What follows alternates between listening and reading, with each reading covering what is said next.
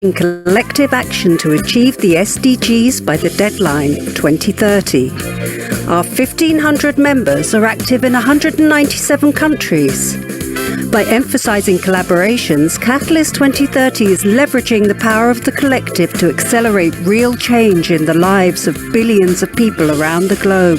What do our members say about Catalyst? Catalyst 2030 is an invaluable global community of impact entrepreneurs. Our relationship with Catalyst 2030 has really taught us the power of co-creation. Join Catalyst 2030 and network, bond, and collaborate with our family members. And I like the spirit of bringing change makers together to share and learn from each other. Catalyst really understands the transformative nature of collaboration. It's also a platform that can give us new tools and resources. Catalyst 2030 has put my work on steroids. But most importantly, to come up with solutions that are practical, ways where we can really make things happen, because social entrepreneurs are doers. Are you a catalyst? Join us to achieve the SDGs.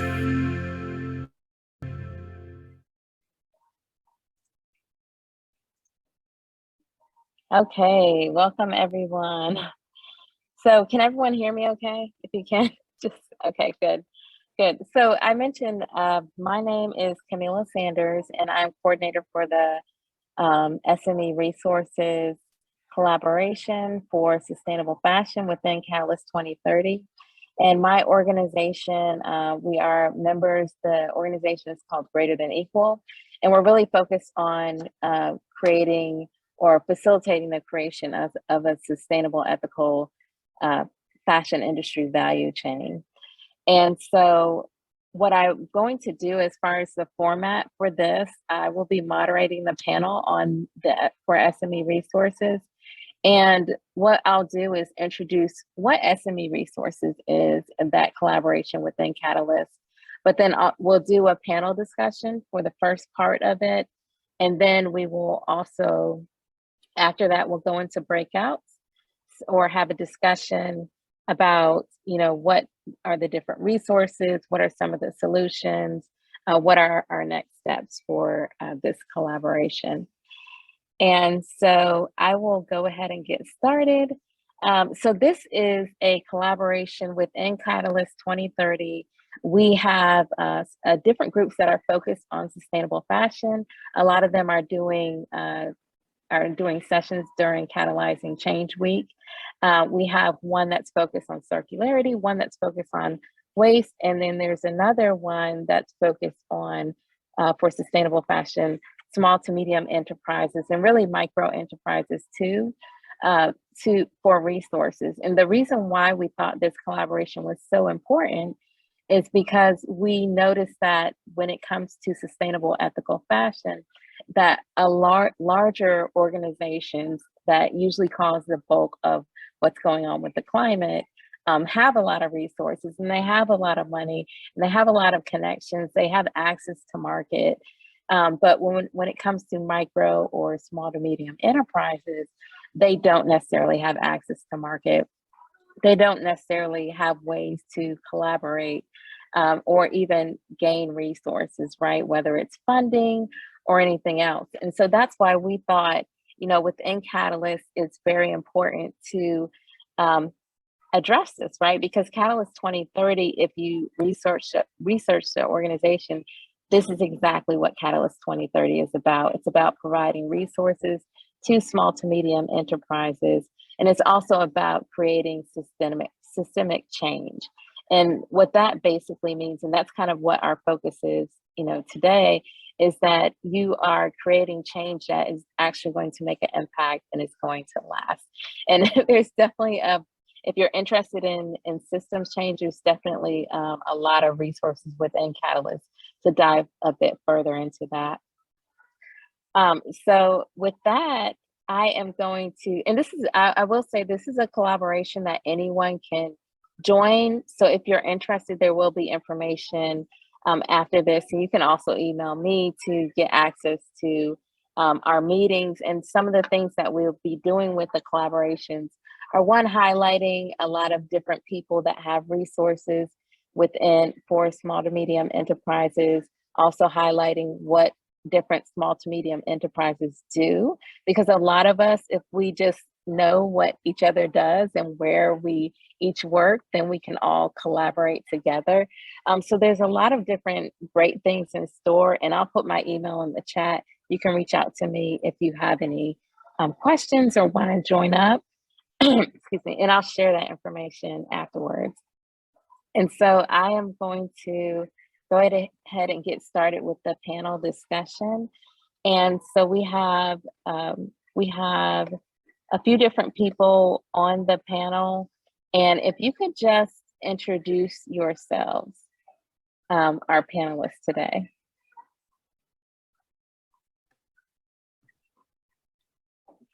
I'm Rupa Mehta, and I've been working in Fairtrade, running a Fairtrade social enterprise in Calcutta, India. And we work with artisans, we work with textile workers, embroiderers, printers, and we are in fashion, together with home and wellness and other things. But fashion is big for us as well.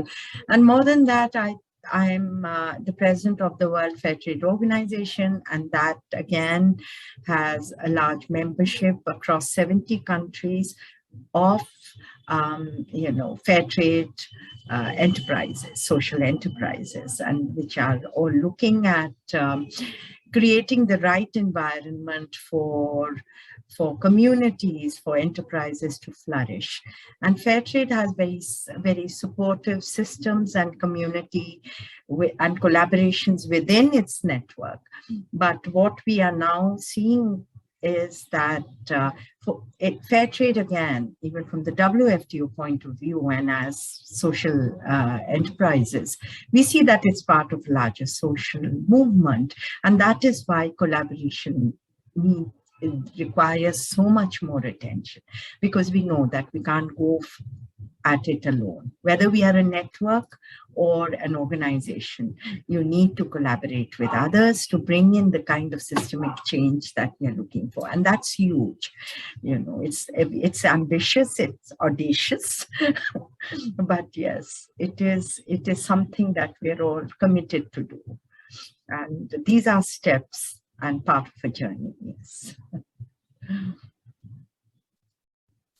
So I think we go to Tracy. Is she there? Yeah.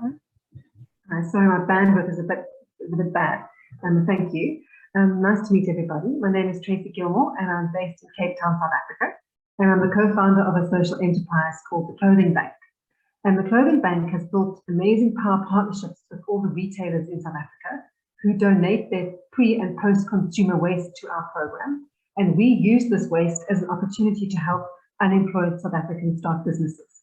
So we run a 2-year training program where we go really deep, and we build strong collaborations with the women in our program, and we're on this journey together. So we teach business, finance, life skills, and give people access to real decent living wage, so they're earning a decent income through this program. So it's been an incredible journey that we're on. We now have 5 branches around the country, and we can support about 1,500 women a year through our program. So it's just been incredible to see how power partnerships helped us to grow. So absolutely, collaboration is key.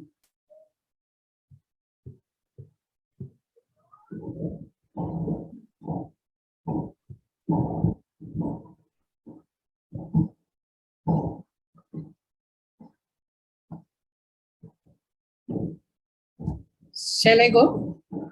Yes. Of course. Hello, everyone. So this is Bhavini Parikh here from Banco Junko.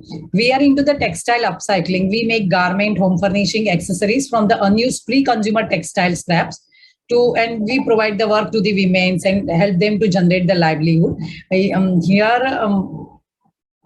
I would like to share. Let me check if I can. Yeah. Not possible. Thank you. So we work with the women, we train them, we work in a rescue home, shelter homes, provide them to learn the different techniques of the scrap, making the fabrics from the scraps, and help them to generate the livelihood. We also take the products from them, and they can also sell on their own. We help them to sell it on the online platforms and many more. Yeah, thank you. Over to Camilla. Thank you. Thanks for those introductions. And so we, as a team, have uncovered a few different issues that we think are important that we will touch on today during this session. One of them is collaborations, just the importance of collaborations. What are some of the solutions that we can do within collaborations? Another is funding and innovative business models, also policy and lobbying, and then advocacy and raising citizen awareness and market penetration and market access. So that's where our conversation will center around those different topics about what are the issues, what are some of the solutions. And so I'm going to go ahead and jump into the discussion and kind of ask Tracy, can you start our conversation off? Sorry. Yes, sure. Okay. Yes, sure. So with the collaborations, I can give you a bit of history. So we started the clothing bank in February 2010 when we realized that there was this huge amount of retail waste in the retail supply chain, and how if we tapped into that waste, we could really use it to help unemployed South Africans start businesses. And we also understand that we needed to give them the core skills of how to manage and sustain their businesses.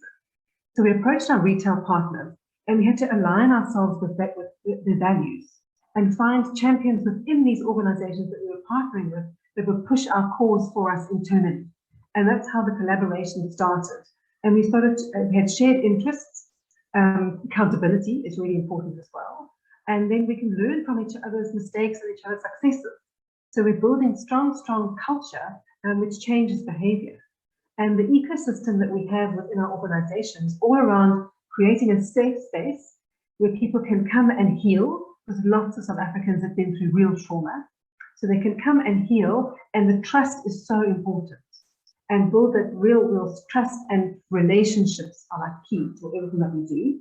And we offer a lot of support, coaching and mentoring, as well as friendships that form are also so powerful.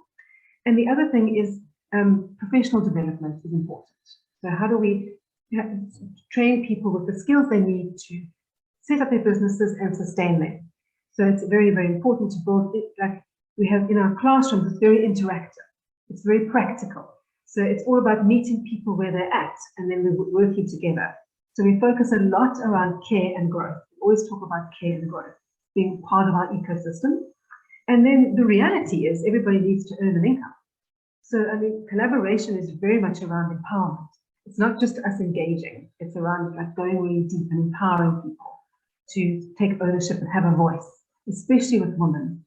And then when you work with mothers, you really understand that the household is at the core of our economy. And if we can grow moms, that it's breaking that cycle of poverty, and it's eradicating poverty very much in their lives. And the generosity that we experience from our retail partners is on another level. Just to give you a sense of scale, we receive nearly 2 million items a year from our retail partners. So this is all things that would have maybe gone into a landfill, and now they're coming and being repurposed into opportunities for women to earn decent income. So our journey has been incredible with collaboration. We've had people, training service providers that have come with their skills and their accreditation to partner with us. So at times we have been in situations where we are feeling vulnerable. And when you're collaborating, people will really come and support you and help you and share their ideas with you. So, collaboration is all around people and teams, and it's building effective processes and constantly communicating. And that is so important. So we're having this we share our vision and we share our values constantly with our power partners. So it's been an incredible journey over the last 12 years. Yes, challenges, curveballs get thrown all the time. And that's when you can reach out to these strong relationships. It might be someone with legal skills. It's the same as our board members. Our board members are very invested in what we do. So they've been with us for years and they keep us accountable, which is great. And we've built this culture over the years so that we can see our behavior has also shifted. So it's been an incredible journey.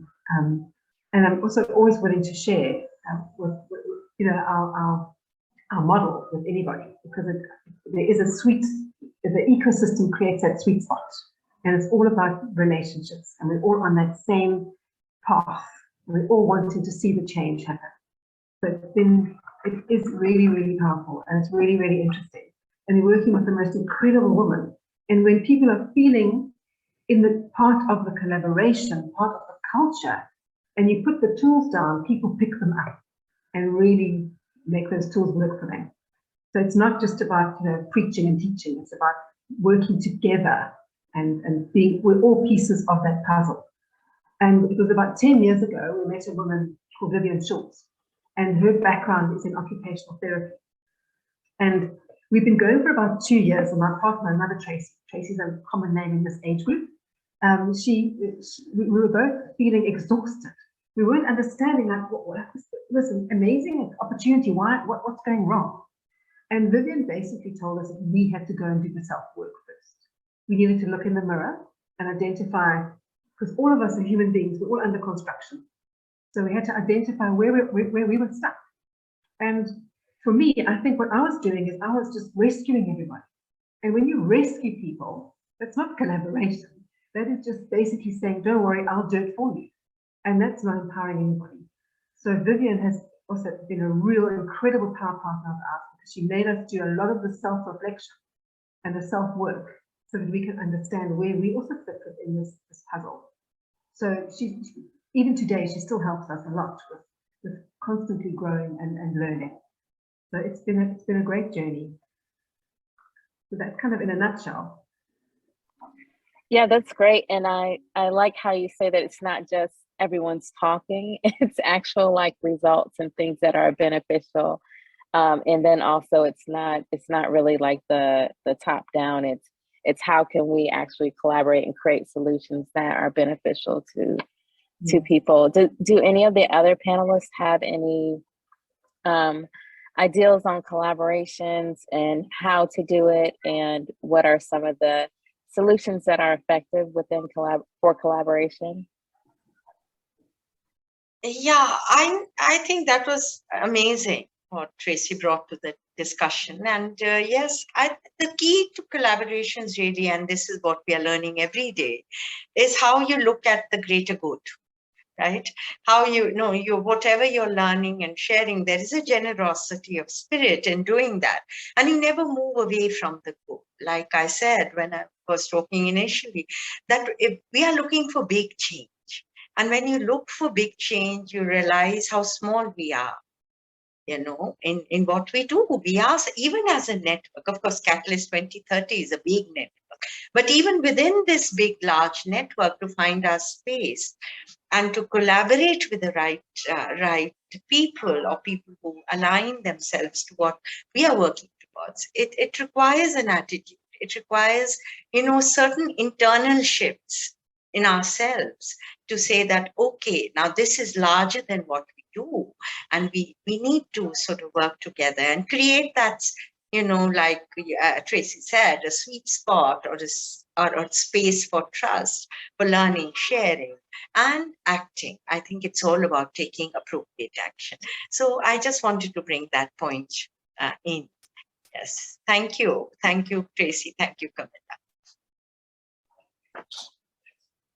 Yes, any other comments from the panelists on that? So our next, and I think that was absolutely great. So I think our next point of discussion is about funding and building capital and innovative business models. And Bhavini, can you take us or start the conversation on that? Yeah, thank you, Camilla. And Thank you, Rupaji and Tracy, for this wonderful discussions. Yeah. So as we all know, if any innovative ideas or we need a funding to develop and commercialize them, so understanding the raising of the capital is a vital business skills, and you will need money whether you are looking to start a new business or you are growing your business. So first of all, for exploring the funding, also we need to find out the amount we need, the nature of the projects, then making the business plan, management team, your customers, your products, and so on. Here I would like to share my experience when I've thought of making this upcycle fashion product. And at that time, I had applied in one startup competition in 2019 almost. So they've selected from 3,000 application they got, and they selected. So my Banco Janko is in first 100, and they told me to send the business plan, but I don't know how to make the business plan, and that is the challenge. You will not be able to sustain for a longer period of time if you don't have the business with the financial requirements and everything in your hand. And then after that, I was selected in V Foundations, incubations, and all that things. During that time, I learned how I can do these things, how we can get the fundings, and till today we were on a self-funded business. Yeah, but if we want to grow on a large scale, we need to know the equity and grants and so many things. Yeah, we got the grant from the Visa in the really critical state during the COVID. The Visa company, credit card company, they have selected 3 women all over the India, and one of them, we were the one of them. So one more important thing, without financing, if we are not be able to sustain because still the people are not aware about this upcycling fashions and so on. So there is a lots and lots of challenge for financial things. Yeah. Secondly, there is no any other policies or anything those can help you in the finance and all that things. So as for to run the sustainable business, we need to know more about the funding, financial, many collaborations is needed. If someone can guide, you can do from this. So like that, there is a requirement for all these things. Yeah. So over to you, Camilla. Yeah. So I would love to ask like the full panel, what are perhaps some solutions so that small to medium enterprise can get access to funding or even awareness? Because I think there's probably is funding out there, but how do we help to funnel that or even create new business models so that we can bring in capital? Rupa, were you gonna add to that? Yeah, I think it is, and there are other groups in Catalyst 2030 who are looking at how funders can shift, their focus, not to make it so donor-centric projects, but to make it project-centric funding, and to be more sensitive to the needs and the vulnerability and how that is being impacted today, because there is an environment where we do talk about trade and climate justice. So if we are going to be looking for for instance, what Bhavini said about when you're looking to grow, to have a presence in the marketplace. And I know that's a point I'm going to link it with that, because when you talk about business plan, I think the marketing strategy and the need to get into the market. So the funders to understand that, that the impact of how businesses were run, the impact of it on people, on climate, on just keeping people in continuous poverty and exploitation, and all that we know and why we are there, and fashion with the consequence of fashion. We've seen what it is about when you talk about fashion, when you talk about sustainable fashion. And why is it? I think there is one, lack of fund, and as Bhavini said, lack of knowledge and understanding. So this to get funders and donors to have that recognition, to realize and take responsibility. I think that is the action point. And here I'd say, I think there is, while we are having this session almost, there's simultaneously possibly another session on funding and how you get funders, you approach funders and get them to be more sensitive to. So this is what I think is very, very important. And you can't move ahead first even for business skills, for getting that not even that, even to be able to articulate, to be able to have that understanding on how you make a proposal, how you make a business, even for that funds it's required. So it's one of those, catch-22 situations. So yeah, that is there. And for the markets, I'll bring that point in because that is also something which I said I talk about, Camilla, if it's all right with you, because these are linked. And I think that there is so much conversation. We just had the Fashion Revolution Day and week. So there was so much noise in the social media. But then when you're talking about and you're trying to create that consumer awareness and that buy thoughtfully, I mean, you start at home, you start with yourself, we talk about self, then with your family, with everyone just make the right choices. But where do you go? In India, we've seen so many lovely young brands, sustainable brands. So now people, instead of shopping at H&M and Zara, are going to these places. But those brands had the ability, they had the resources, they had the articulation, they had the skills to make that presence. And that market access and market penetration is, of course, to enhance incomes and livelihoods and bring about the change which we need in these communities. But it's equally about giving people a choice, because if we, through that market access, if we are there, we are present, then people can make those choices that, yeah, this is a good enterprise, this is a good company that we can go to. So I think these are very, very vital, and the action we can take here is also, again, with our sharing, with our space, find out who the people are who can help us out. Consultants, there are very many, and who can help us evolve that marketing strategy, who can help us evolve the communication skills, to tell stories, to know. And I know that within Catalyst 2030 there's a lot happening there, and I'd really, in the breakout room, I'd be excited to hear more about it. Yes, thanks, Camilla. And over to you. Thanks, Lisa. With regard to funding, I was giving it some thought. I think it's important to prove the concept if you're going to approach a funder. It's very important to do that first. And what we do a lot with is working with the business model canvas to help people figure out their businesses there. And then sometimes as the middleman, it's easier for us to get the funding, and co-funding is very important. So it's important to have some kind of revenue stream coming in for yourselves, as well as getting some co-funding. That you can see that definitely makes a difference. And make sure that you've got a tool that you can do monitoring and evaluation. So we use the Poverty Stoplight tool, and that's a powerful tool because then it really can tell your story with data as well, which obviously donors do like that. So collecting the data and showing the facts and telling the story is important.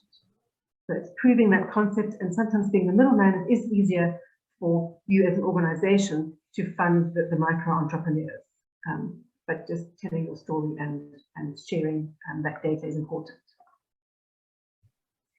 Yeah, and so I'm so glad that this is being recorded because there's so much information, so really good information, and this is why we have this collaboration, is so that we can go back and kind of dissect those different solutions and connect people with the resources. You talked about the business model canvas. We'll have to do another, a session on what that is and how people can use that. And then we talked about how to connect with funders and telling your story and, having a plan, so just to be able to dive into that in the future. And then also, possibly educating funders on how this connects to what some of their mission is. So thank you for that. So I would like to go to Rupa and talk about government policy and lobbying and how that's connected to resources. Oh, you're on mute, Rupa. I believe that, if businesses have flourished, if industry has flourished, if multinationals have moved, they've got support from governments. And they have captured, government attention. To have that shift, it's so important for policies to be pro small and micro and medium enterprises, because these are the change makers, and also to recognize that collectively these small enterprises do contribute to the economy, to employment. And today we are also seeing that, the way businesses have grown, they are, and the way they work, their policies, their practices, and the impact on climate and subsequently on people. So, and here governments can play a big role through regulations, because, things didn't happen in a day. And in these smaller communities where these small enterprises are based, they have a natural relationship, connectivity with the environment around them, and their practices have always been excellent, and environment sustaining. So why I bring this point in is because there is such an overwhelming shift away, and in many developing countries, because of the way we measure growth, the way governments see development, and the GDPs and growth. So I think we have a big role to play, and all of us are not the best lobbyists, but maybe a larger Catalyst 2030 group, that how important it is to lobby, to get attention, to be heard, and for the governments to be pushed where they are taking responsibility. So policies will evolve out of that, because I also believe that for any sort of substantive change, and within a particular period of time, I mean, within a specified, if we talk about 2030, I think this action is so important. And contrary to what I'm saying, while there are governments, we just had COP26, and that means 26 times international bodies have met to address global issues, right? But how much progress was made? So our task, and particularly in our own countries, because you can't go beyond that, lobbying plays a huge role, and it is going to be I feel it's going to be a very, very tough ride. But yeah, there are people in governments who do give voice to, who will give a ear and will listen. But it's our responsibility to, like we talked about the funders, with governments, it's even harder, but we need to work on that. So that is a very, very important action which is required. And maybe within, like I said, within our Catalyst 2030, we need to know which is the most appropriate, and which we can, where we can feed in for what people should lobby for this sector, and in the sustainable fashion. Yes, Camilla, thank you. Yes, and I mean, we know that was great. And I think within sustainable fashion, we haven't seen enough government involvement. And so it's about communicating that. And then perhaps in the future, there's definitely a process that you can go through to lobby in different areas, right? In different countries. And so, it's about bringing in those resources to help go through that process and perhaps train people on how to lobby. And as a group, if we have a large collaboration, that can be very effective because it's more than one person doing it for that area, for that cause. Any other comments on government or lobbying? So here I would also like to put one point. If they see, there are many CSR and many things is going on, right? So if under this CSR or anything, maybe big brands can give us some little space for this new upcoming sustainable fashions or something, some space for marketing basically. So they can create more awareness directly or indirectly, and that they can get the benefit, like if they can give the space in the airports or in any malls or anywhere, so maybe they can get the benefit. So mainly I believe in I mean to say that the marketing is needed for the upcoming sustainable fashions and all that things, because still people are not much aware about it, or maybe they don't want to try it. If they will get, they will like, they are going to buy it, and maybe directly or indirectly they will support it, So it is needed to be visibility available for this type of the brands. Thank you. Yeah, and so that's a good segue to our next topic, which is consumer awareness or citizen awareness and advocacy. And I think as of course, you mentioned corporate sustainable responsibility and how there's, large corporations, they have the resources, they have the budget to spend on all this. But what if we connect with that, or what if we join together as small to medium enterprises and create our own, marketing or campaign where a lot of us can be represented? And so I would love to get the feedback from the panel on how do we raise citizen awareness for micro or small to medium enterprises in sustainable fashion.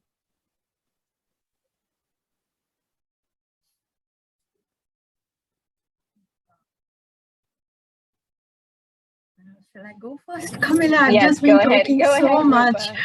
No, I think we've learned from the way Fashion Revolution, has makes a noise and has engaged so many people in it. I think you have common messages, and we have social media, and each of us sort of commits to that, that we have to tell our stories and learn. And there's a session on effective storytelling, I think, tomorrow. But, telling our stories, being out there. And one of the things which, again, it's from COVID, I think a lot of us got expertise in social communication and in, and how to reach people. So I think it's more about engaging people, and advocacy is something that has to be consistent. We can't sort of send a message out today and then forget about it for 3 months, or, an event is happening, or if we have a particular collection and we put it out there. If you talk about advocacy and making that shift for the consumer, they need to know first that internal shift within them to realize, and how we message and communicate to them in the messaging, in the story, is what will capture their attention. And for that, I'm sure that, there'll be people who can guide us here. And even within our group, we have that expertise. So one part, of course, is that. And the second part is actually putting things which would appeal to them, and sustainable fashion can do that. And it is, and I also feel that if we as a group can also create those connections, collaborations with, say, Fashion Revolution or any other body. So the minute it sort of grows, your connections grow, then the messages can be amplified. But here again, it's a question of collaboration. So it may not be about the clothing bank, or about Banco Junko, or about Sasha, or a third, but it is about sustainable fashion, and to create that shift, to create that impact. And, young people are looking for it. I believe that. And then in this month itself, I'll have the opportunity, as I'm sure many of you do, is to address young people who are already coming to a particular space, either it's fair trade or social enterprises. They're coming there already because they want to know. They want to understand. They're hearing about it, but they want to. So this is an ongoing thing. So the action could be, one could be that we look out, and we talked about it in our group as well, look out for networks and initiatives that promote the cause of SMEs, that promote the cause of sustainable fashion. I can think of Nest, Aid to Artisans, and I'm sure Fashion Revolution is the most obvious, and it's in so many countries, but there might be some others. And then when you have a campaign, or then you follow up within your own enterprises by sticking to the message, and it's continuous, and your reach will grow. So that is something I believe in, and I think people are ready, because ever since the Dhaka crisis, the Dhaka tragedy, that we did get that attention. The public attention is there, but now work and to be accessible, to know that there are hundreds and thousands of such alternatives which people can turn to.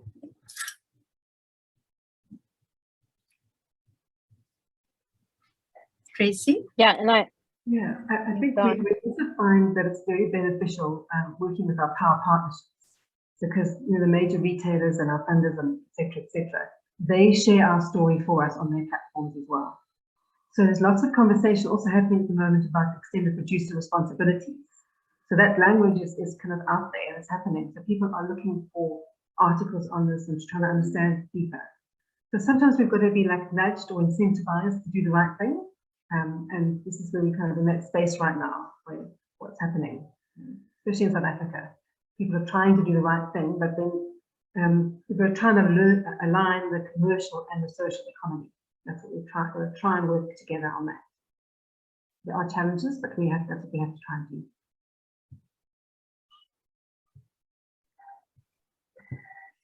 Yeah, so I like what both of you are saying about amplifying small to medium enterprises, right? And using larger groups that are doing a lot of work to amplify that message.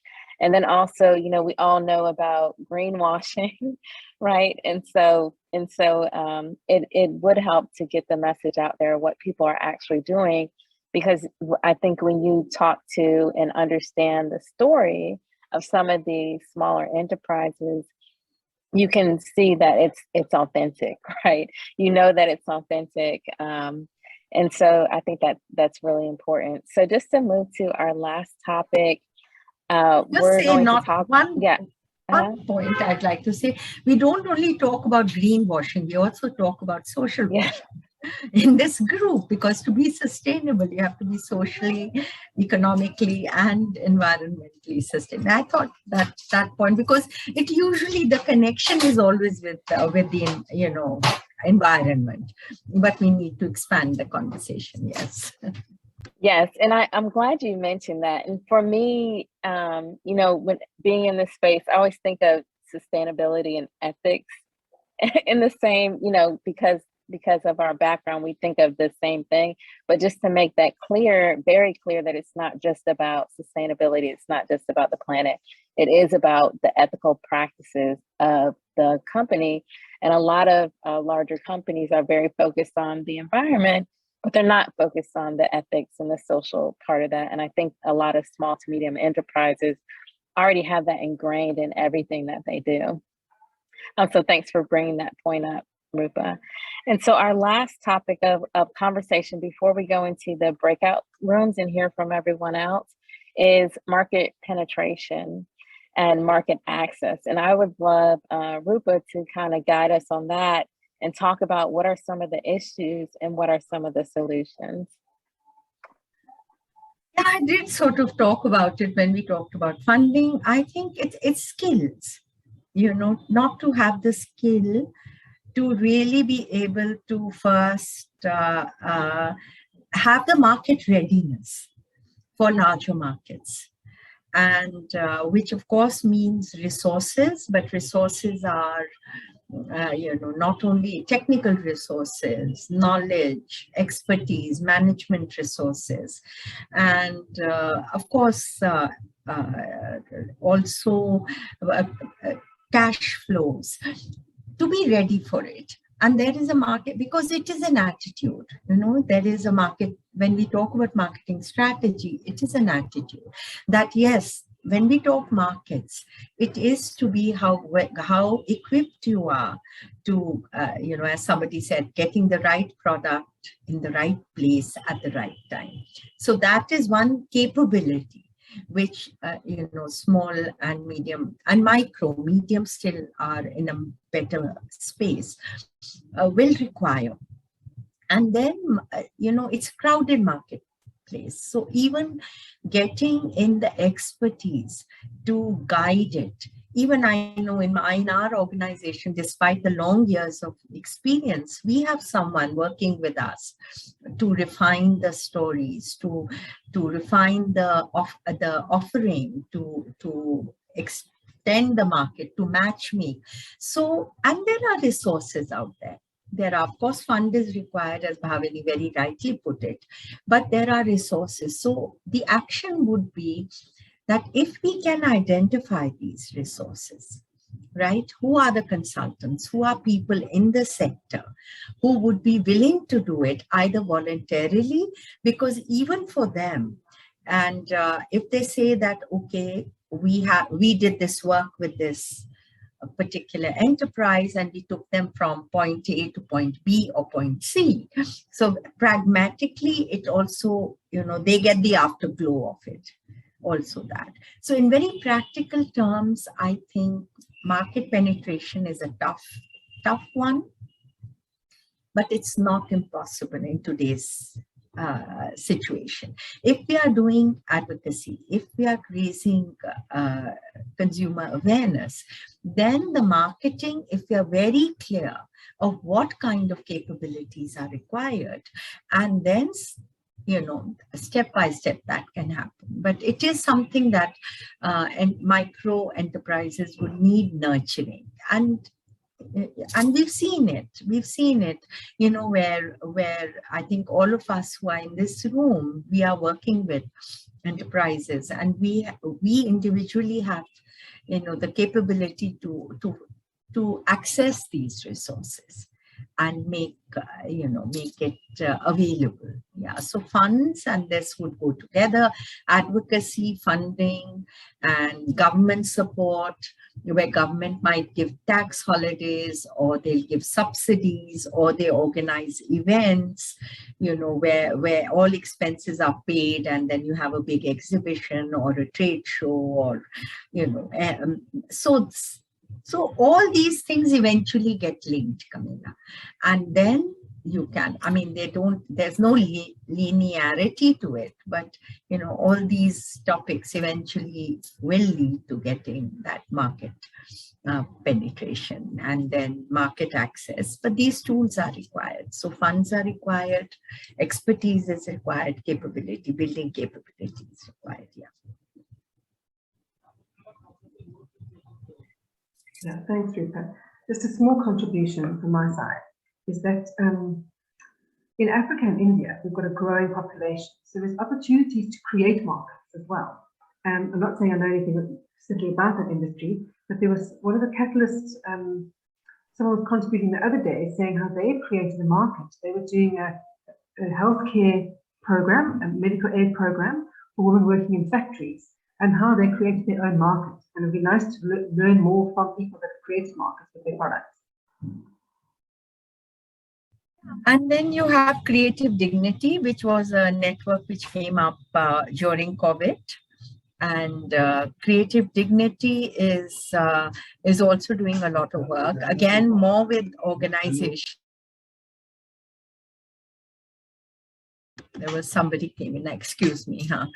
So more with organizations which are working with many small enterprises, and they are actually doing a lot of work in this area as well in India. And I think individually, to organizations, there's more sharing, there are forums, and very matured organizations as well in India that are doing a lot of work to reach the, to reach the Indian customer. So that is happening, yeah. And there are lessons to be learned for sure. And yeah. But change again, shifting consumers towards more sustainable is also a niche audience at this time, and that has to grow. And the future is with the young. Yes. Yeah. Yeah. So really good points about there's resources out there. There's larger organizations or organizations that are actually doing it and have reached market penetration that we can learn from. There's the resources are out there as far as like consultants that we can all connect with, as long as we know who they are and kind of bring them into this collaboration.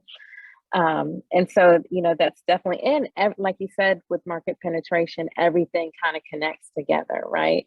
All the different learnings from all the topics that we had. So the next part of our session is really hearing feedback from everyone else about your ideals of what some of the issues are and what some of the solutions are, and just any maybe questions or comments on the things that we address. Panelists, do you want to do a breakout or do you want to just kind of do a group discussion? I'll let y'all decide.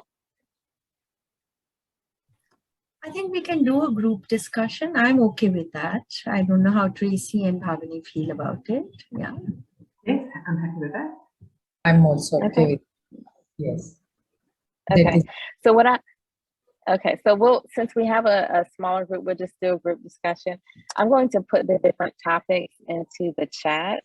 So we talked about collaborations. How can we collaborate? We talked about funding and capital and having different business models to bring in capital. And then we talked about government, policy and lobbying and advocacy, raising citizen awareness. We talked about market penetration and market access. So if anyone has any additional comments, I know we have some great people within our audience that are also very knowledgeable.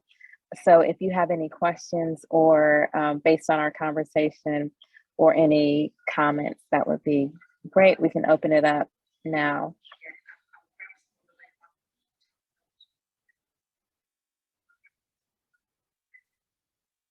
Anyone, don't be shy if you want to say anything. And if you want to put it in the chat too, please feel free to also put it in the chat and I can either read the chat or okay,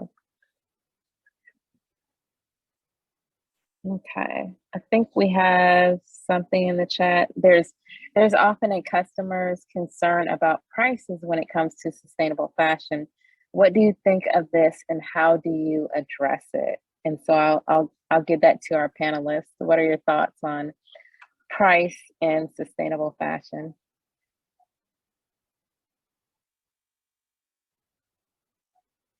Tracy? I think that's a reality, isn't it?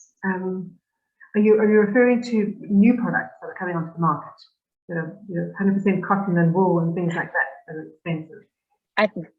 I'm going to say yes, because like for me, when I think of sustainable fashion, it's not necessarily about purchasing, because there's, all different things that you can do as far as like reuse and thrifting, or, just making your own things out of something that you already have, or just wearing what you already have.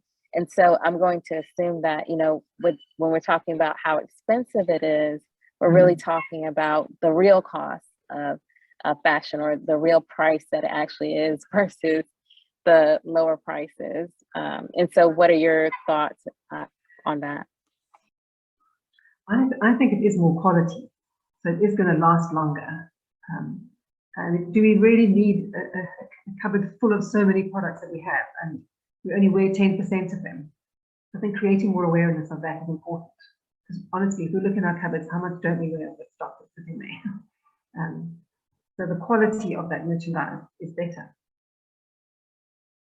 I mean, what you pitch is, see, first of all, it's natural material, and then it's not necessarily trendy. It's like timeless, like we have the sari. I mean, I have my grandmother's saris, but it's beautiful. It's either vegetable dyed or it's made with care, and it's got quality. And I really find that if you have that quality, you know, like hand finish and all the rest of it, and people know that this is it, you know, it was hand done, it's precious. So that precious, because people spend. I mean, you walk into Zara, it's a load that you offload. I mean, you walk at the little at least in India, the sustainable brands which are there, even their cuts, it's not going to be, you know, you won't be taking out 20 collections in a year. No, not every month, every capsules and this and that, this season. It's in, out, in, out. So as Camilla said, it's a true cost.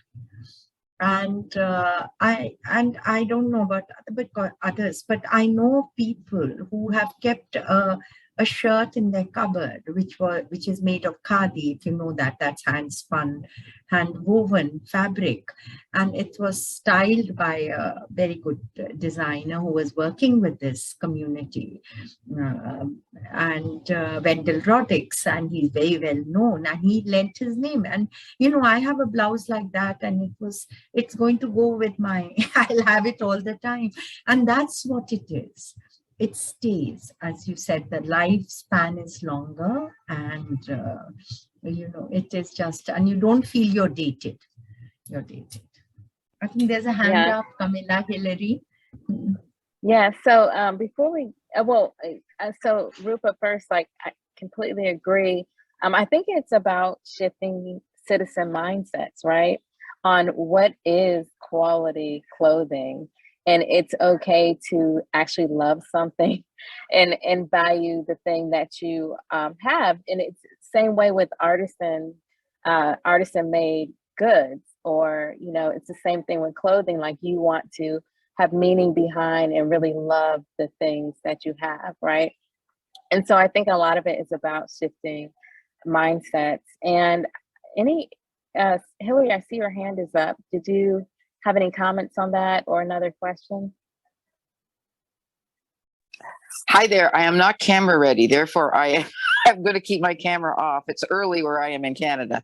I have a concept I would like to share, and so it's building on everything here, because I marvel at all of you, and I thank you deeply for the work you're doing, and the pioneering that you've been doing in a field that desperately needs it. And what has struck me throughout the conversations of sustainability that I've been at myself 15 years is I don't use that word anymore, because I'm just finding it is belabored, and it has so much baggage that comes with it. Sometimes I use the word regenerate, but most of the time I use the word reimagine.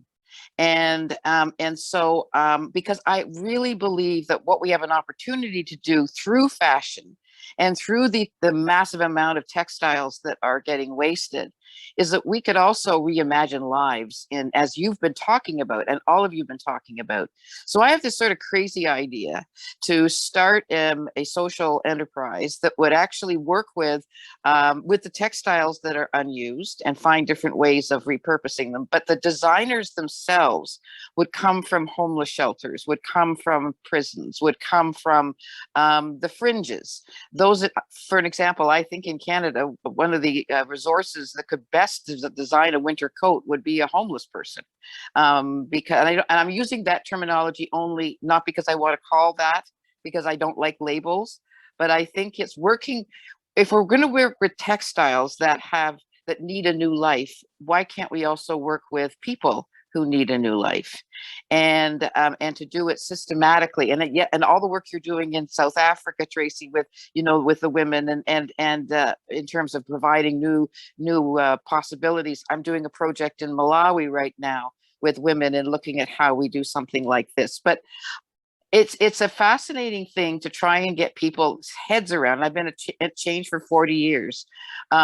Heads around a different kind of concept when you want to mix together, and it comes to the thing what Rupa was saying, when you want people to think about, oh no, I think maybe it was Camilla, it's not just environment, it's not just society, it's not just economy, it's everything. And that fashion, reimagining fashion, could become a really, as it is what you're doing, but to get a movement going, so it's not just niche, that it is a way of, because it's sexy, it's cool, people, everybody needs clothing, but it's also tapping into the people who would not necessarily be involved in fashion design, who would not be involved in redefining what we wear, how we wear things, So anyway, that's my crazy idea that I just wanted to share. So Hilary, it's not a crazy idea. It's a good idea. We receive fabric from our retail partners as well. So what we do is we recruit women into the program, smaller program. We have about 40 women who they are seamstresses. They can sew. We don't teach sewing, but we have access to all this excess fabric. And now what's happened is one of our ladies is making scrunchies, and she's actually supplying one of the retail partners, because a different program that we do is also on appliance side, where we teach unemployed men how to repair appliances. And that particular retailer is now going to be taking the scrunchies into their store. So that's where the collaboration is so important as well. So they're definitely amazing opportunities. Thank you. So Hilary, I would also like to input. So we also work with the rescue homes, shelter homes, and juvenile centers and everywhere. We help them the opportunity of the upcycle fashion business, So we go there, and I personally go there, and I share the story and the challenges and help them to realize their vision. So day before yesterday, I got a call from one of the NGO, those who are looking for this project. So they said that one lady, she was talking with the mental health people, and they said that I like what she liked it, that the Bhavini has shared that story, and that got the inspirations I can still do it. They don't have any vision, they can't do anything, and all of a sudden they got the something. So this inspires us. Fashion sustainability is not only that, but it helps the other people to reach to their vision also. Beautiful. Beautiful. I did a project 2 years ago in a federal penitentiary here in Canada, women's penitentiary, and I co-designed an entrepreneurial program with them. And it was fascinating because what we did was we talked about how incarceration was their mentor. It wasn't their barrier, and how the mental health issues that had brought them into the institution were also inspirations for mobilizing business ideas. And there were, out of all the business ideas, I would say 50% were fashion related. And it was how fashion could become a vehicle of advocacy around mental health, around redefining lives. And I think that this is all part of what you're doing. It's that advocacy role of really mobilizing a different understanding of who we are, and a different understanding of how we contribute to the world, and a different understanding of what our lives can be like, and how fashion can be what an incredible vehicle for that, and moving into all the other areas you've talked about. So thank you. I just want to thank you so much for the work you're doing. It's absolutely fabulous. Thank you. Thank you, Hilary. And any other comments on that? There's another comment in the chat, and I don't know if you want to expand on this, but it says, for sustainable fashion to help accelerate the SDGs, to Rupa's point, governments around the world need to endorse the topic. For instance, in India, there is a reservation for technology-driven companies to set up their bases in corporate areas. It's called a special economic zone. I would make the case for similar economic zones to be created for sustainability. SEZ2, perhaps, where sustainable and creative manufacturers are invited / allowed to set up their offices. There should also be malls created around the world where only recyclers and sustainable organizations around the world are invited to set up offices. The case of Re-Tuna in Sweden, yeah, I did see that, comes to mind. The world's first mall dedicated to the cause. Would love to hear your thoughts on sustainable economic zones. Any thoughts on that from anyone? I think that's very much part of the lobbying bit which I was talking about, because yes, not only here, of course, in India, we have those economic special zones and subsidies, but it's all over the world. I mean, industry and business have basically flourished because of government support, right? I mean, they did get, of course, there's a lot of entrepreneurship, etc., everything, but primarily investments and talent, you can't deny that, but a lot of it is through governments. And yes, definitely asking for these kind of special, very, very specific needs to be addressed. And yeah, if someone listens, I know that in West Bengal, we have a very supportive government that really supports the weavers of Bengal and the artisans, etc. I mean, currently we have a very supportive government. So you see the difference there. You see the difference that how retail spaces are opened up, exhibitions are opened up, and they are concerned. Like we at Sasha, we have a development organization and our the market or business organization. So to this, I think they've collaborated with us to work in particular communities, etc. And also, I think that is one way to get a leg in through the door, a foot in through the door. And I think Gautam, I personally feel to get people to sit around the table globally, I mean, we've seen COP26, and then to arrive at, what kind of support they can give and sustain this. It probably doesn't work as well as if you really take it up in your own countries. This is totally my view. I mean, this is totally my view. And yes, so, and this again, why I brought the West Bengal example in, because I think it would be specific to governments, and in our case to state governments, and maybe there's another dynamic in another country which gives, so even how you approach the government, like in the EU, I mean, it's supposed to be taking care of things globally, but it does get, it does address the needs of Europe, even if it has global programs. The thing is, yeah. So I don't know if I'm making sense, Gautam, because this is something that I'm just shooting from the top of my head. But yeah, there's something there, because the idea of lobbying and getting government attention is to take the sector seriously. I think that's one of the challenges. I mean, we are not just a sideshow. Small enterprises are making a big difference in the communities in which they work. It's employment, it's empowerment. I mean, to Hillary's point, all of us are working with the most marginalized, or the vulnerable, the underserviced. That's the job we are doing, and collectively. So and again, Hillary, I mean, when a designer goes out there, it's always at least because in the sector with master craftsmen and very talented women, it always is a co-creation. But for the government to recognize that they are adding to the GDP, it is taking care of employment, it is creating well-being or abundance in particular areas, and then giving it more support. So anyhow, I think it is very much on the agenda. And like I said, I'm not a lobbyist.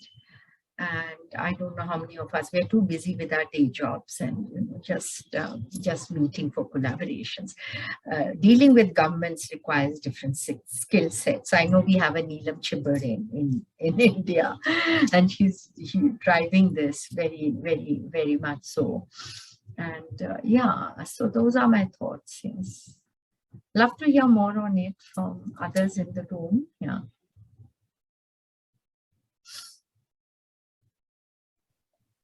Anyone else have thoughts on that? Yeah, I think it's a great idea, because one of the biggest challenges micro enterprises have is that the cost of rental for space.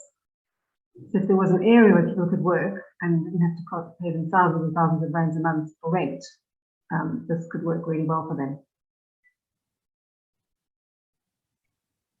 Yeah, so it's that, kind of issue, and then also having a space to collaborate. But then also, I think a lot of times citizens that want to support sustainable, ethical businesses don't know who they are or don't have access to that type of thing, or maybe they just don't know good places to get resale or other things. So having something like that, it will help to raise awareness. But then also it will help to serve as a hub for people to know who actually they can go out to that have sustainable, ethical practices. Okay. Any other comments on that? I do see something in the chat from Stephen. He says, we're looking for a global list of sustainable fashion brand incubators/accelerators to add to a blog post. We will publish with our nearly 100 articles on impact via e-commerce. So any suggestions for that, if anyone wants to put it in the chat or say it out loud for Stephen, that would be great. Thanks for giving me a shout out. I appreciate it. No problem. Yeah, and I think that is interesting, because there's so many resources out there, but where is there one place, and maybe that is within this collaboration, where people can go and say, okay, here are all the actual sustainable, ethical brands, or here are people that you can collaborate with, or here are the accelerator programs or funding programs. And so that's one of the things that we hope as a collaboration, that we can be that resource and help to get resources to people. Any other comments or questions or anything from anyone? Okay, so what I would like to do just at this time is to have some closing thoughts from our panelists. It would be great, just about overall, if you want to hone in on a specific topic that we talked about, that you think is important, or, any other thoughts that you maybe had, or just kind of overall recommendations for people that are on the call today.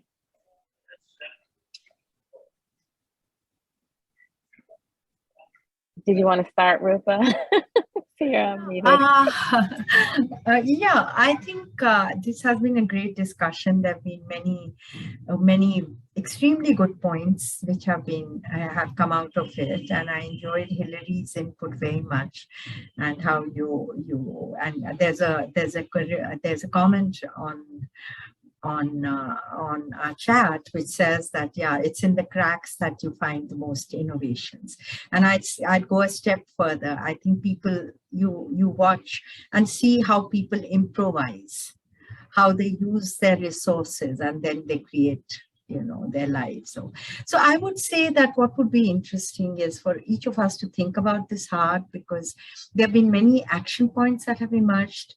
We've talked about a lot, and what is it that we can do as a group? I mean, what is it that we can do immediately, in the very, very short term, in the slightly medium term, if you like, and And I think what will come out of this space really after this discussion is that you need to look for resources. Who are the people who we can collaborate with?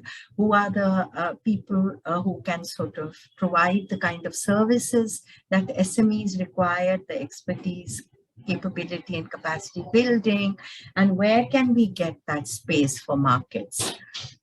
For market access. I mean, which are the spaces? And finally, also about the storytelling and why the storytelling and getting ourselves out there is so important.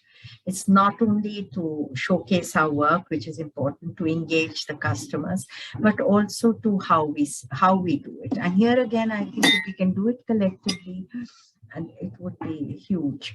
And like I keep going back to Fashion Revolution, I never expected it to be so successful and have so many people jump on this campaign, but it obviously is. So we can leverage, that as well. I mean, those are the thoughts that are going through my mind right now. Yeah. Yeah, I think these conversations are great because when we're learning from each other, it helps us make better, healthy choices. So it's a good opportunity to learn and share. And it makes us more efficient because we all make mistakes. If we feel vulnerable enough to share those mistakes, we'll definitely get on the right path. And there's so much that needs to be done, so much. I mean, in our country, there's a 35% unemployment crisis. And how are we going to, we're not going to find jobs. We have to find self-employment as a solution for people to generate income. So I'm always open to hearing ideas. Idea generation is so important so that we can share and learn and grow. Yeah.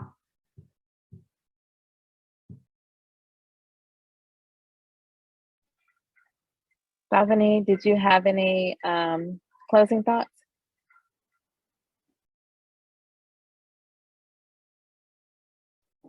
There is some glitch. So from my side, see, fashion means to make the human pretty, actually making the earth ugly due to the fast fashion, So we have to be conscious customer, producer, everything.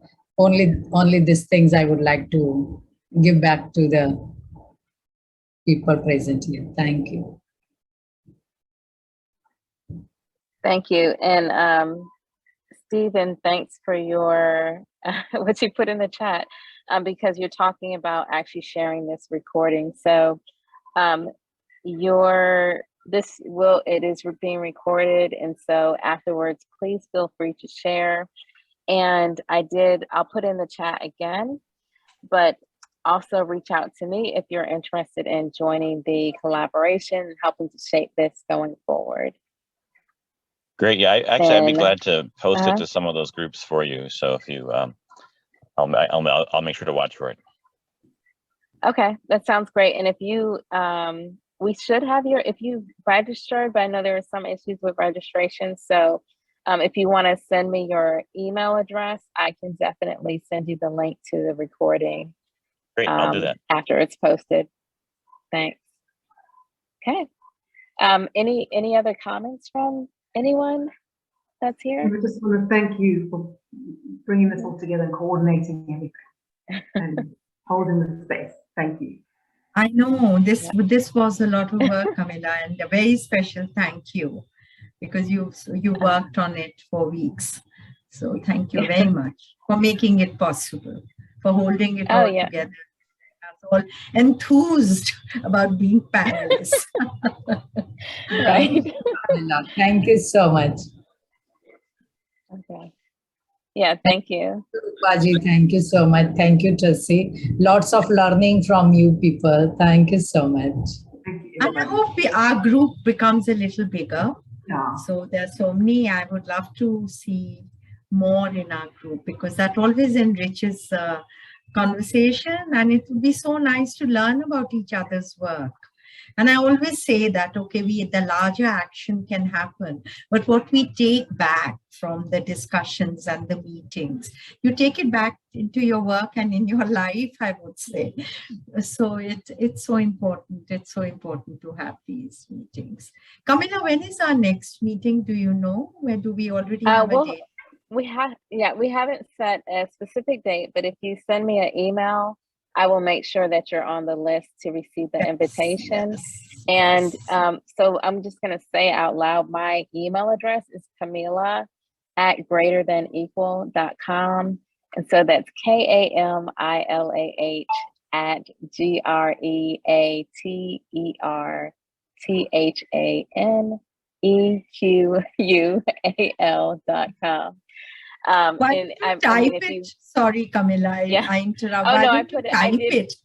I put it in the chat. Yeah, I did put it in the chat, but just in case someone's watching the recording and wants to access. And then also, if anyone knows anyone that would be interested in joining the collaboration, please feel free to forward my email address so people can join the group. And there's not a WhatsApp app group yet, but we could always look into doing that in the future. So thank you, everyone. And that's it for our session.